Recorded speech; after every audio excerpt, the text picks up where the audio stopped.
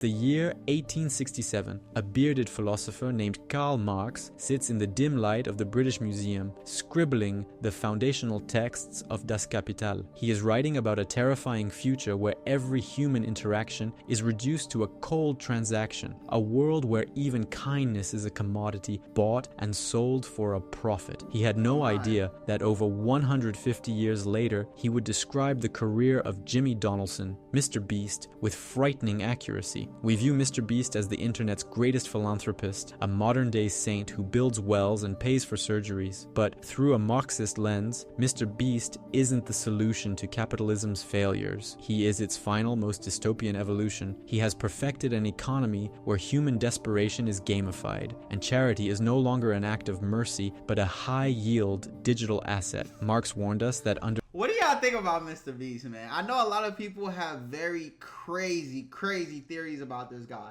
A lot of people say they don't think he's human. They don't think he's this. They think he's actually a bad person. And then there are other people who think, oh, he's doing good for people. Why are people hating on him and all that? Let me know what y'all think. Me personally, I do think there's something a little off about him. I'm not gonna lie. I get this weird feeling about him. But at the end of the day, no matter what his motive is, he is still helping people.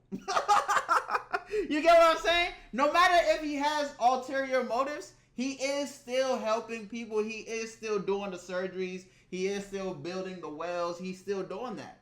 So if I'm the person in that situation, you feel me? I don't care.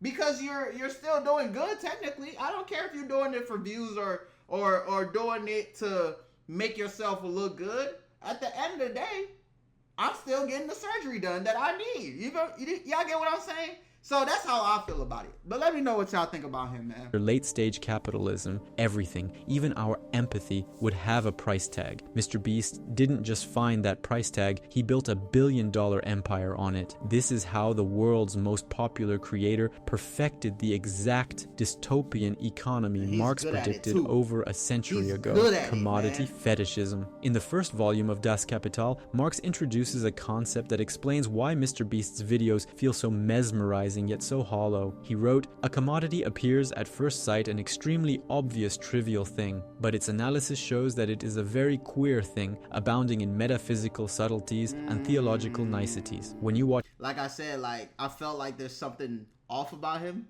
but at the end of the day, he's still doing good. You feel me? That's what he just described. Wow, they might have just read my ass like a book. a MrBeast video, what are you actually looking at? You see a suitcase filled with $100,000. You see a brand new Lamborghini. You see a house being given to a homeless family. To the average viewer, these are just good deeds. But to Marx, these are commodities in their most fetishized form. In a MrBeast production, money is never just a medium of exchange, it is a prop. It is a visual effect designed to trigger a biological response. Marx argued that commodity fetishism occurs when the social relationships between people are masked by the exchange of objects. Think about it. When Jimmy hands a random person $50,000 for staying in a circle, we aren't seeing a social connection. We are seeing a person's value reduced entirely to the cash in their hand. We don't see the systemic poverty that makes that $50,000 a life-altering miracle. We only see the magic of the money itself. The money becomes a godlike entity that solves all problems, hiding the ugly reality of the labor and desperation that created the need for the money in the first place.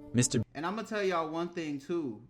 None of this is by mistake. He definitely knows what he's doing. Even as a person that does social media, bro, I'll be knowing what I'm doing when it comes to this social media stuff, as far as like getting reactions out of people and all that.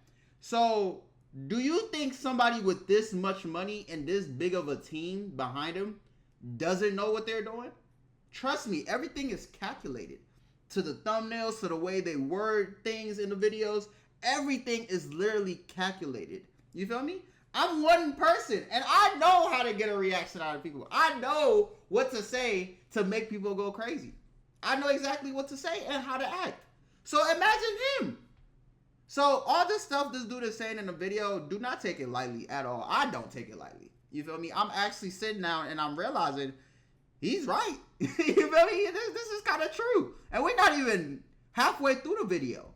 Beast is not giving away money in the traditional sense. He is converting human struggle into a high-yield digital asset. Marx warned that in a capitalist society, all that is holy is profaned. The sacred act of charity has been stripped of its human soul and redesigned to satisfy a recommendation algorithm. It is the ultimate commodification. Kindness itself has become a product you can subscribe to. Human alienation. Marx's theory of alienation is perhaps his most haunting critique of how capitalism breaks the human spirit. In his economic and philosophic manuscripts of 1844, he wrote, "The worker becomes all the poorer the more wealth he produces, the more his production increases in power and range. The worker becomes an ever cheaper commodity the more commodities he creates." Now, look at a MrBeast challenge. A participant is placed in a white room for 100 days. Another is buried alive for 50 hours. Another survives in a wilderness for a week. On the surface, it's a game, but in Marx's terms, it is pure alienation. The participant is the worker, and their production is their own suffering.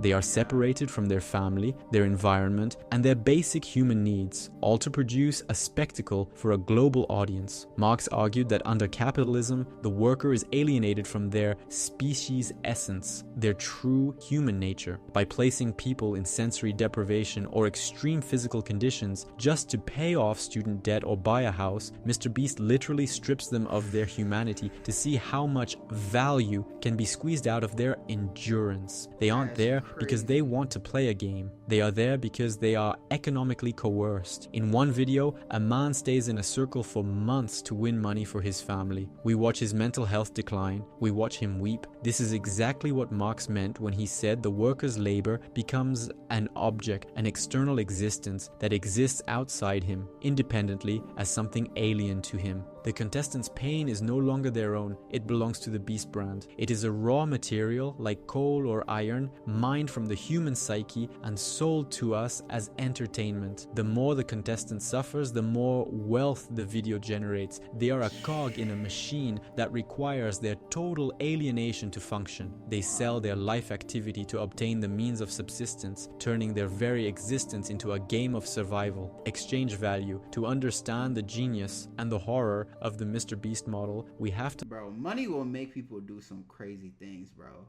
I can't imagine locking myself in a confined space for months just for some money. I don't care how broke I am, bro. I don't care. I'm not doing that. You feel me? That's something I struggle with right now. I don't be going outside for real. That's why I make these videos.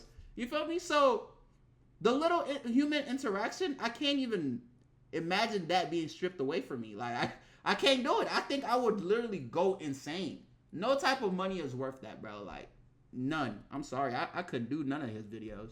Look at how he treats human life as a balance sheet. Marx famously distinguished between use value and exchange value. In value, price and profit, he noted, as exchange values, all commodities are merely definite quantities of congealed labor time. Take the video where MrBeast pays for 1,000 people to have cataract surgery. The use value of that act is immense. 1,000 people can now see. It is a genuine good, but in the logic of the channel, the exchange value is what matters. The cost of the surgeries is a variable capital investment. The congealed labor time is the months of planning and editing. The goal, to produce a thumbnail and a title that generates a surplus value of 150 million views. If curing 1,000 people only generated 100 views, the Beast empire would collapse. The mercy is only viable if it is marketable. This creates a terrifying feedback loop. Marx warned that capital must always seek to expand because the cost of curing blindness or building 100 houses is so high, the next video must be bigger, louder, and more viral to pay for the last one. This is the commodified charity loop. It is a self-sustaining microeconomy where the viewer's attention directly funds the next spectacle of wealth distribution. You, the viewer, are the consumer of this charity. Your attention labor is what gives the video value, which the brand then harvests to buy more good deeds. It turns the audience into passive participants in a digital coliseum. We aren't being inspired to help, we are being conditioned to watch. Marx believed that the market eventually turns everything. So technically, we're the ones paying for all this stuff. We're the ones paying for the houses, the Lambos, the surgery. We're the ones paying for it. Hey, so I guess we all doing the good deeds. Hey. Into a quantity. In the MrBeast universe, there is no quality of mercy. There is only the quantity of people helped versus the cost per click. It is a cold, calculated breakdown of the human heart into a spreadsheet. Capital accumulation. Marx's most famous command for the capitalist was accumulate, accumulate. That is Moses and the prophets. He understood that capital is not a thing, but a process. It has to move. It has to grow. If it stops, it dies. Jimmy Donaldson often says in interviews that he has $0 in his bank account because he reinvests every penny back into his videos. MrBeast ends every single month with $0 in his bank account. I mean, at the end of the day, I could spend less per videos if I want to. I'm just focused on making the best videos possible, period. I don't care about making money. I don't care about time. I don't care about anything. I just want to make the best videos on the planet. But at any point, if I was like, oh, I need to stop losing money, I just, don't spend $1 million on the next video. Just spend $100,000. You know what I mean? Many see this as the ultimate proof of his selflessness, but to a Marxist, this is the most aggressive form of capital accumulation imaginable. Jimmy is not a person. He is the personification of capital. By refusing to consume his wealth and instead dumping it back into production, he is accelerating the growth of his beast empire at a rate that traditional charities could never dream of. Marx described the MCM cycle. Money is converted into a commodity, which is then sold for more money. MrBeast has perfected the MSM cycle. Money is converted into a spectacle, which is then sold for more money.